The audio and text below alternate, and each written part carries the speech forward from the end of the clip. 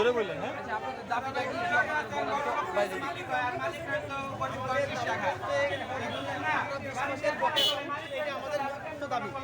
আমাদের এই সমস্যা দীর্ঘ 2017 শুরু করে বর্তমান মাস পর্যন্ত আমাদের সমস্যা চলতেছে।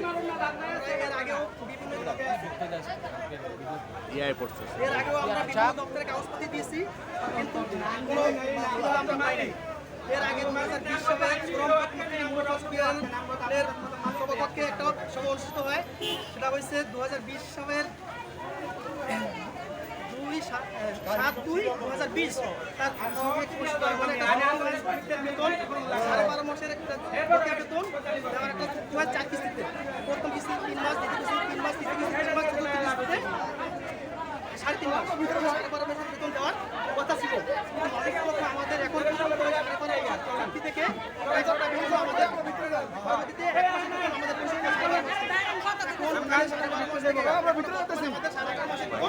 বেতন বকেয়া, কিন্তু এখন পরিশোধ করতে পারে তা আপনার কি হবে? মালিক পক্ষ বর্তমান যে ব্যবস্থাপনা ম্যানেজার যারা এমপি বর্তমান যে দায়িত্বে আছে, তিনি 2020 সালের 8/2020 হিসেবে দায়িত্ব নেওয়ার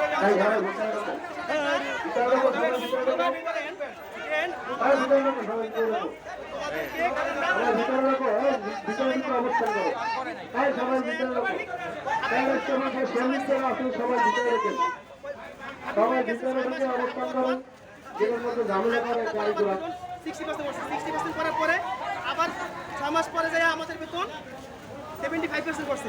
তারপর 6 মাস পরে যাই আবার আমার বর্তমানে এখন 100% বেতন পাই। এই হিসাবে আমি এমডি স্যার দায়িত্ব নেওয়ার পর আরও 6 মাসের বেতন বকেয়া জমে।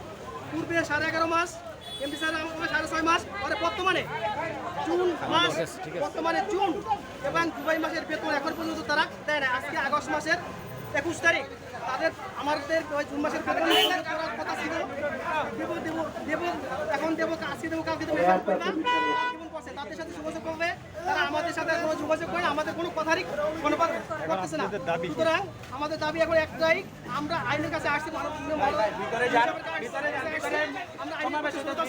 আইনের সমাধান চাচ্ছি।